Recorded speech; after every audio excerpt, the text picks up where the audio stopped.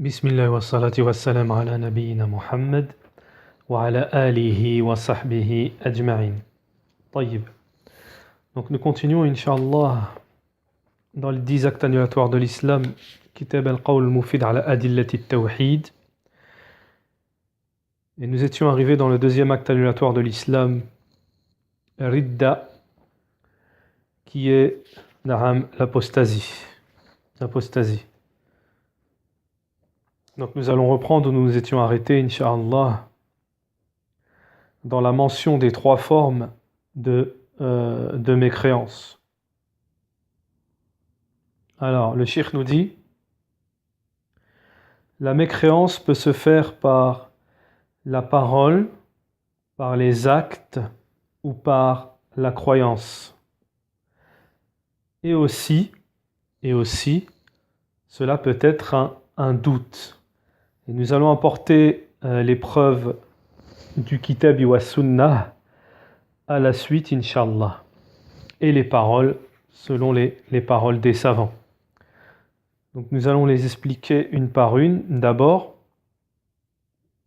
Al-Kufr bil-i'tiqad, la mécréance dans la croyance. Na'am.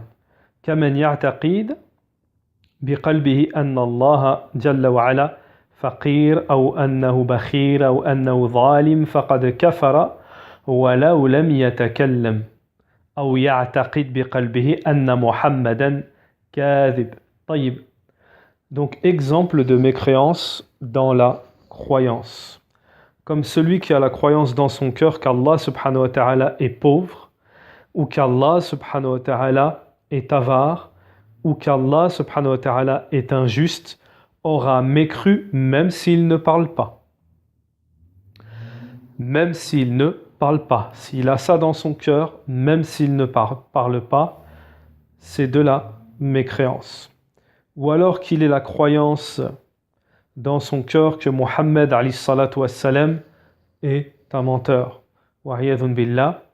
Ou qu'un seul des prophètes le soit, menteur, ou qu'il ait la croyance avec son cœur qu'il n'y a pas de mal à adorer autre qu'Allah avec Allah subhanahu wa ta'ala. Tout cela est considéré comme de l'apostasie à l'islam parce qu'Allah subhanahu wa ta'ala nous dit dans le Coran, Surat al-Hajj verset 62, ذَلِكَ بِأَنَّ اللَّهَ هُوَ الْحَقُّ وَأَنَّ مَا يَدْعُونَ مِن دُونِهِ هُوَ الْبَاطِلُ.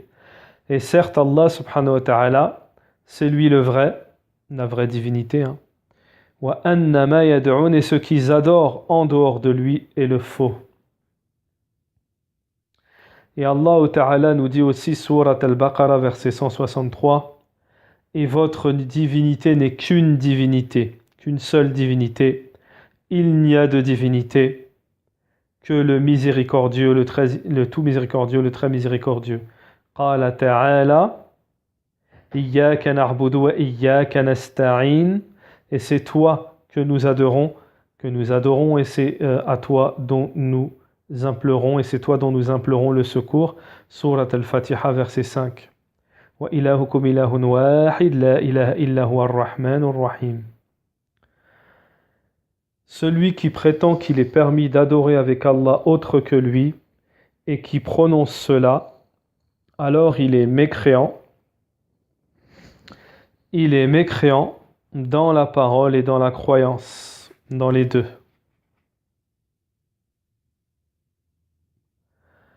قال ابن وزير اليمني رحمه الله وعلم أن أصل الكفر. Et sache, donc Ibn Wazir nous a dit, rahimahullah, et sache que la base de la mécréance, c'est de démentir volontairement quelque chose du livre d'Allah qui est connu. Ou alors un seul de ses messagers, ou alors quelque chose avec quoi sont venus les messagers. Si la chose qui est démentie, traitée de mensonge, est connue comme chose de nécessité de la religion, il n'y a aucune divergence sur cette mécréance. Et celui qui entre dans cela, alors il sera considéré comme mécréant. Ça, c'est en ce qui concerne la mécréance dans la croyance. Ensuite, en deuxième, vous avez la mécréance dans les paroles, dans la prononciation, dans les paroles. Exemple,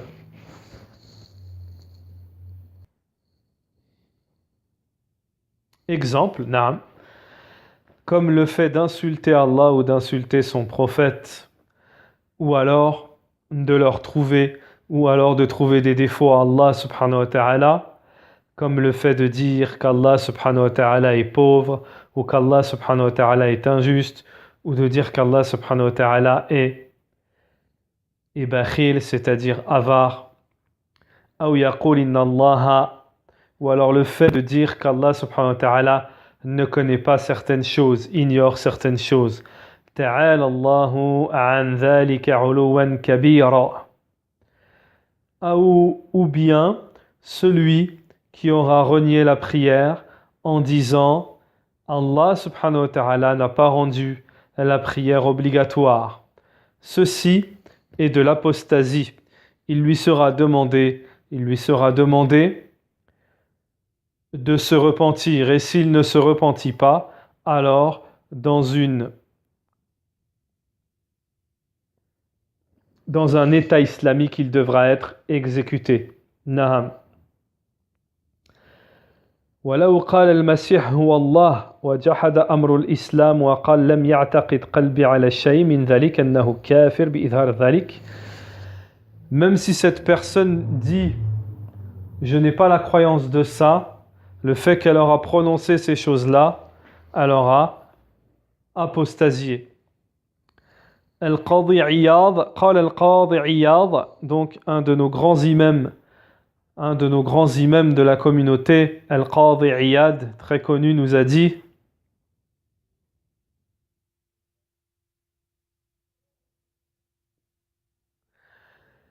également, et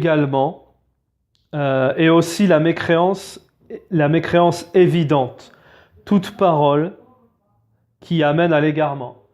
Il y a aussi la mécréance évidente qui est toute parole qui mène à l'égarement. Comme par exemple le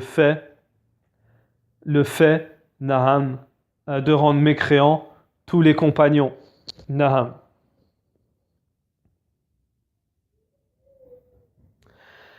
Et ce qui nous est éclairci, clarifié en ce qui concerne la mécréance par la parole, la mécréance qui est une parole, qui est considérée comme de la mécréance, la parole qui est considérée comme de la mécréance, la parole d'Allah subhanahu wa ta'ala qui nous dit وَدَخَلَ جَنَّتَهُ وَهُوَ ظَالِمُ لِنَفْسِهِ قَالَ مَا أَظُنُّ أَن تَبِيدَ هَذِهِ أَبَدًا وَمَا أَظُنُّ السَّاعَةَ قَائِمَةً وَلَئِنْ رُدِدتُّ إِلَى رَبِّي لأجدن خيرا منها منقلبا قال له صاحبه وهو يحاوره أكفرت بالذي خلقك من تراب ثم من نطفة ثم سواك رجلا. Allah Ta'ala nous dit dans le Coran, il entra dans son jardin coupable envers lui-même pour sa mécréance. Il dit, je ne pense pas que ceci puisse jamais périr, et je ne pense pas que l'heure viendra, et si on me ramène vers mon Seigneur, je trouverai certes meilleur lieu que ce jardin. Naam, donc dans la parole d'Allah subhanahu wa ta'ala, la preuve de la prononciation qui est de la mécréance. Naham. Les ulama nous disent aussi le fait de douter sur la résurrection, le fait de douter sur la résurrection.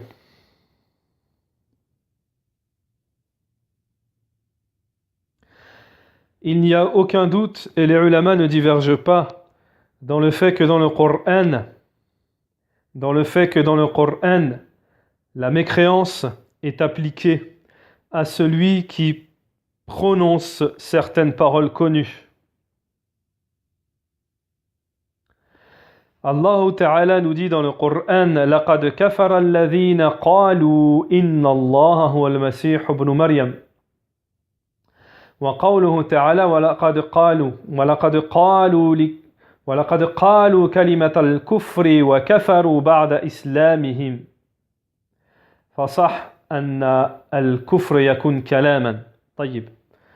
Son compagnon lui dit, tout en conversant avec lui,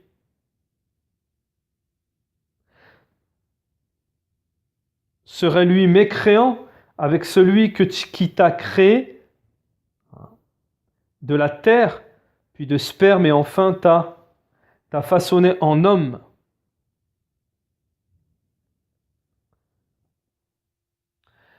قالوا لقد كفر الذين, et on mécru ceux qui ont dit, et certes Allah est le Messie fils de Maryam.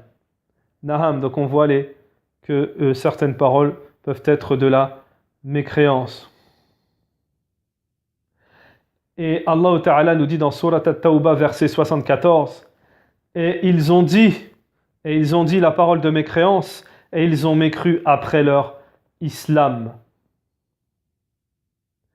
Donc il est authentifié que la mécréance peut être par une parole. Wa yaqul Ibn Taymiyyah rahimahullahu ta'ala,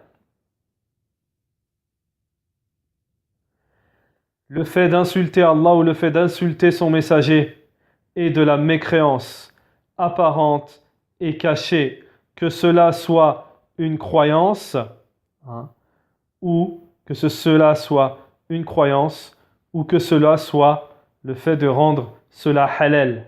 Naham.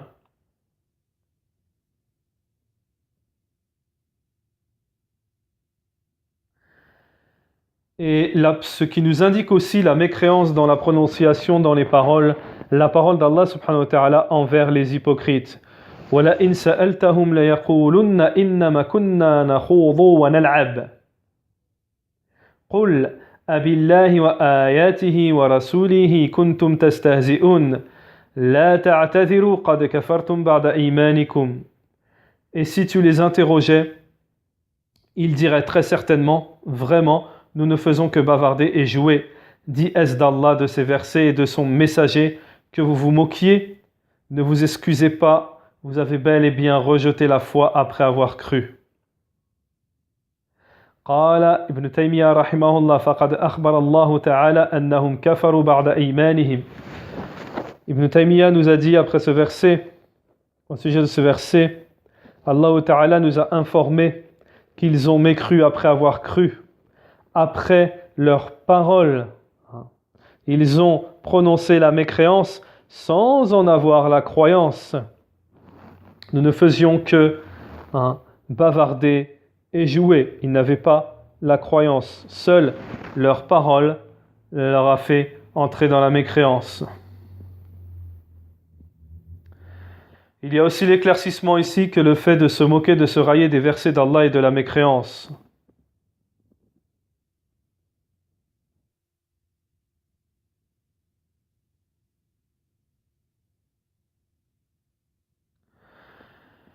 Naam.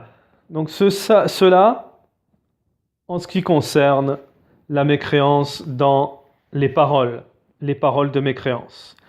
La troisième catégorie, nous avons la mécréance dans les œuvres. La mécréance dans les œuvres, dans les actions. Naam. Exemple, celui qui méprise le Coran. Naam. Ou alors celui qui se prosterne pour une statue. Naham. قال القاضي عياض رحمه الله également est rendu mécréant par les actes, hein, et selon le consensus des musulmans,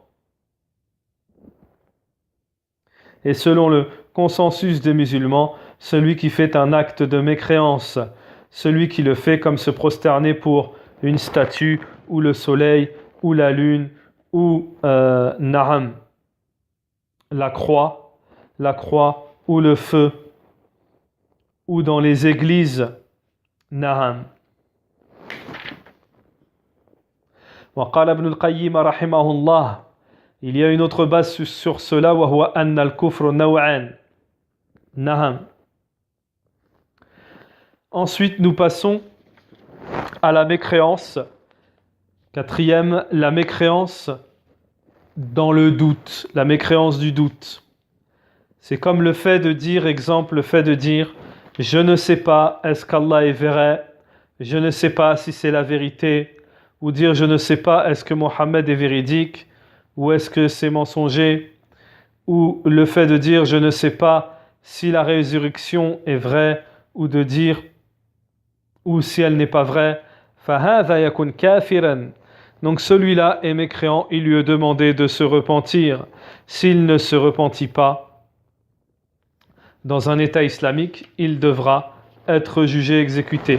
قال القاضي عياض وكذلك من أضاف إلى نبينا الكذب فيما بلغه وأخبر به أو الشك في صدقه أو سبه فهو كافر بالإجماع. القاضي عياض nous a dit également, celui qui attribue au prophète des mensonges, qui rend le prophète plutôt menteur, après que il ait été informé de cela, ou qui a des doutes sur sa véracité, ou qui l'insulte, il sera mécréant selon le consensus.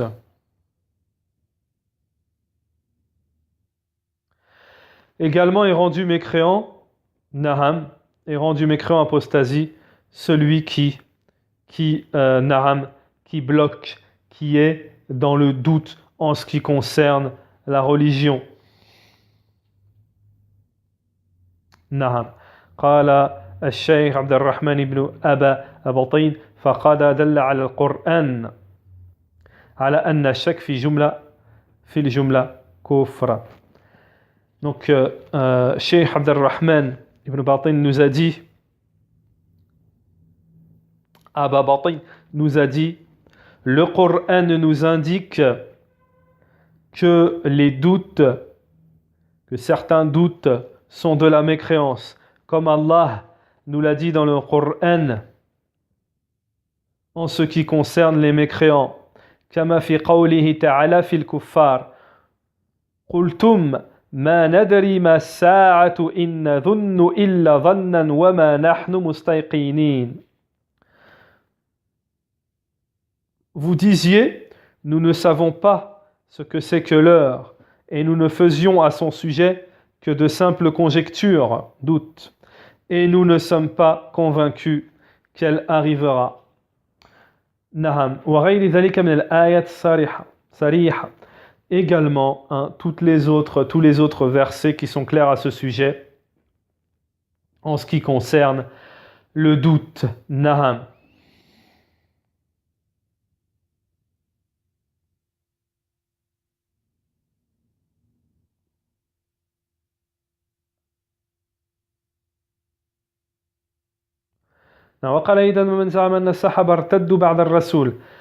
Donc également ce qui fait partie de l'apostasie, il a été dit aussi par les ulama, وقال أيضا Sheikh Mourad Sheikh Taqi-d-Din nous a dit, ومن زعم, est celui qui prétend que les compagnons ont apostasié après la venue du prophète alayhi salatu wassalam, sauf une petite partie qui ne dépasse pas 10 compagnons, ou alors qu'ils ont été pervertis après la mort du prophète alayhi salatu wassalam, il n'y a aucun doute sur la mécréance de ces paroles. Il n'y a aucun doute sur la mécréance de ces dires. بل من شك في كفره فهو كافر. Et celui qui doute de la mécréance de cette personne, alors lui sera devenu mécréant. Mécréant, naham.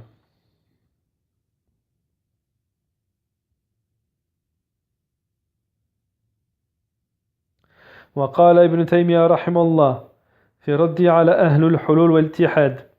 Donc, Cheikh al-Islam ibn Taymiyyah rahimahullah, lorsqu'il a répliqué aux égarés Ahlul Hulul wal Ittihad, tout cela, il a dit, Cheikh al-Islam ibn Taymiyyah a dit, tout cela est de la mécréance cachée et apparente selon le consensus des musulmans. Celui qui a un doute, celui qui doute de leur mécréance, naham, celui qui doute de leur mécréance, alors, وَمَنْ شَكَّ فِي كُفْرِ هَؤُلَاءِ بَعْدَ مَعْرِفَةِ قَوْلِهِمْ, celui qui doute de leur mécréance après qu'il ait pris connaissance de leurs paroles et qu'il ait pris connaissance de la religion de l'islam, alors il est considéré comme mécréant, comme celui qui doute sur la mécréance des juifs et des chrétiens et des associateurs, alors lui aussi sera considéré comme mécréant. وقال الإمام محمد بن عبد الوهاب رحمه الله في نواقض الإسلام الثالثة من لم يكفر بالمشركين. Et l'imam Mohammed ibn Abd al-Wahhab rahimahullah, dans les actes annulatoires de l'islam, dans le troisième acte annulatoire de l'islam, celui qui ne rend pas mécréant les associateurs ou qui doute de leur mécréance aura mécru selon le consensus. Na'am. وقال الشيخ سليمان بن عبد الله فإن كان شكا في كفرهم أو جاهلا بكفرهم بينت له الأدلة من كتاب الله وسنة رسوله صلى الله عليه وسلم على كفرهم فإن شك بعد ذلك وتردد فإنه كافر بإجماع العلماء. Et Cheikh Sulayman ibn Abdillah rahimahullah nous a dit, et si une personne doute de leur mécréance aux associateurs, ou il est ignorant de leur mécréance, au moment où lui est clarifié les preuves du Coran et de la Sunna de leur mécréance, et qu'il doute après cela ou qu'il est indécis, il sera considéré comme mécréant selon le consensus des savants. Et ici on nous dit, et c'est une règle, celui qui a des doutes sur la mécréance des mécréants devient lui-même mécréant. Majmou al-Fatawa, plutôt Risala Awthaq Urratul Iman, Jami' al-Farid. Naam.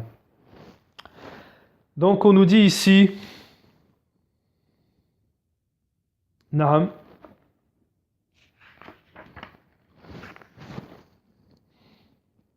alors ensuite,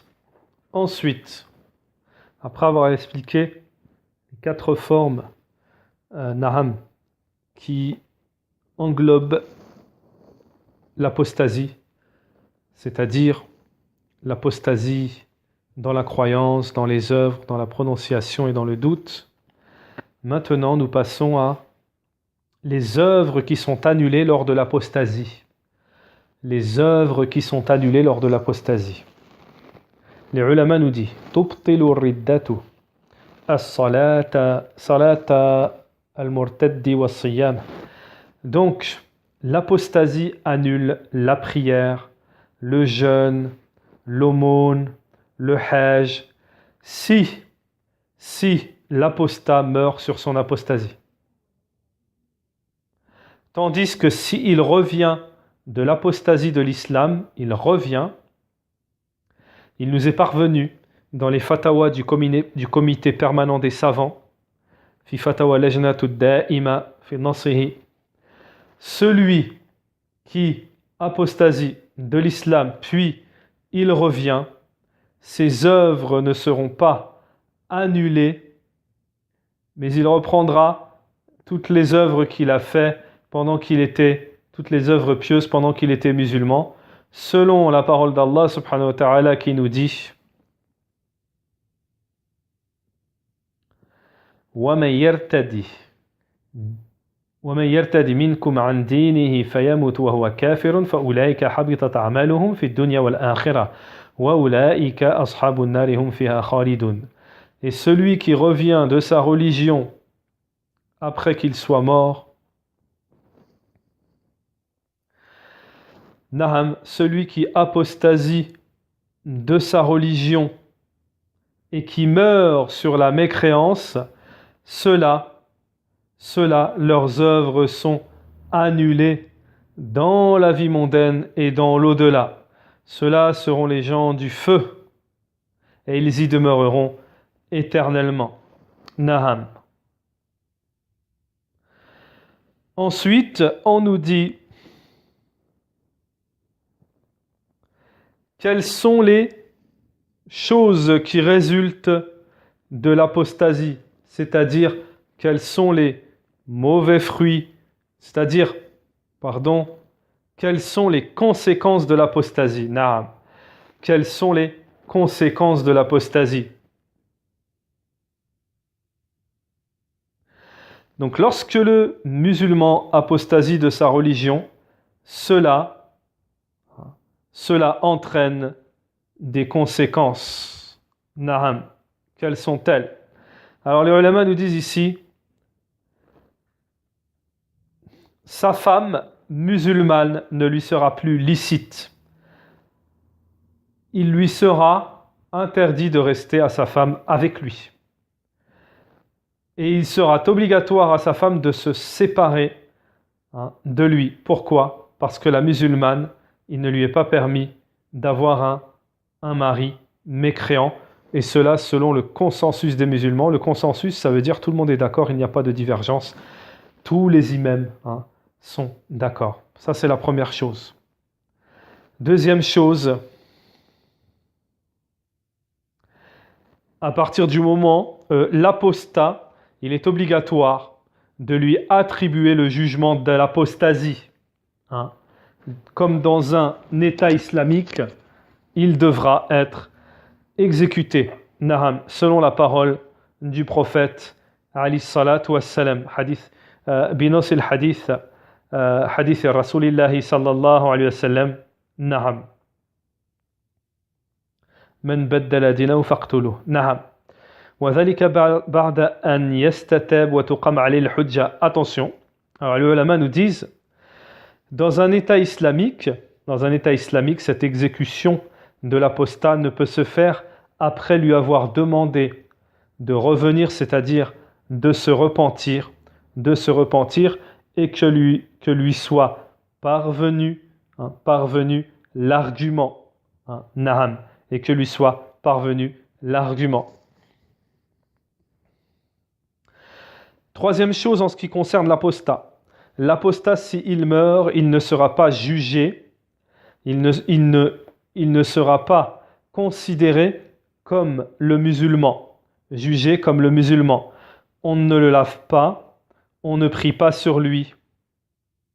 Naham. Il ne pourra pas entrer à Mecca, il ne sera pas enterré dans les tombes, dans les cimetières des musulmans. Naham. Il sera interdit à l'héritage. On ne pourra pas hériter de lui, ni ne pourra hériter. Naham.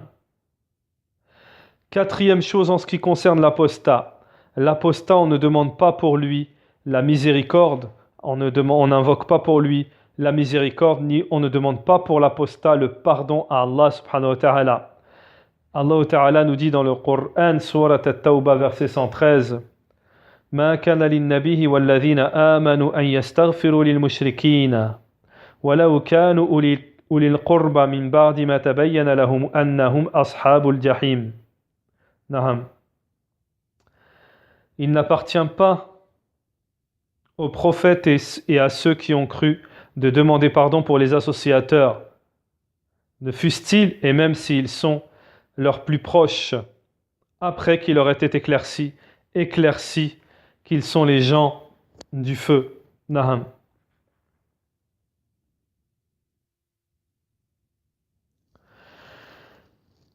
Donc, Cheikh al-Islam ibn Taymiyyah rahimahullah nous dit, les savants les savants nous disent, Cheikh al-Islam Ibn Taymiyyah nous dit, il a été reconnu dans la sunna que le châtiment, la punition de l'apostat est plus immense que la punition du mécréant de base. Et cela selon plusieurs formes, par rapport à plusieurs choses. Naham.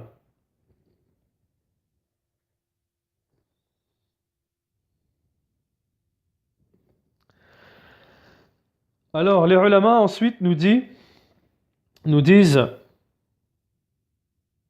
il y a des conditions pour juger quelqu'un d'apostat.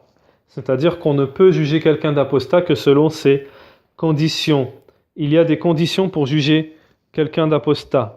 ذكر أهل العلم 3 شروط يجب توفرها حتى يحكم بردة المرتد. نعم. Les savants ont mentionné trois conditions pour pouvoir juger quelqu'un d'apostat. Donc, la première condition, c'est le fait d'être pubère, c'est le fait d'avoir atteint la puberté. La deuxième condition, c'est d'avoir toute sa raison. Il n'est pas authentique. Une personne n'est pas considérée comme un apostat si il est fou. Naham. Et la troisième condition, c'est que ce soit une apostasie, que cette apostasie soit un choix et qu'il ne soit pas sous la contrainte. On ne juge pas quelqu'un d'apostat si cette apostasie n'est pas un choix. Naham.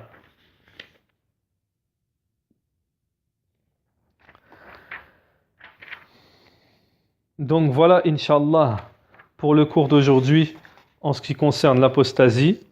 Naham. En ce qui concerne l'apostasie, Inch'Allah, Naham. Dans le prochain cours, Inch'Allah, nous entrerons dans le troisième acte annulatoire de l'islam. Assalamu alaikum wa rahmatullahi wa barakatuh. سبحانك الله وبحمدك وأشهد أن لا إله إلا أنت وأستغفرك وأتوب إليك وصلى الله وسلم على نبينا محمد وعلى آله وصحبه أجمعين.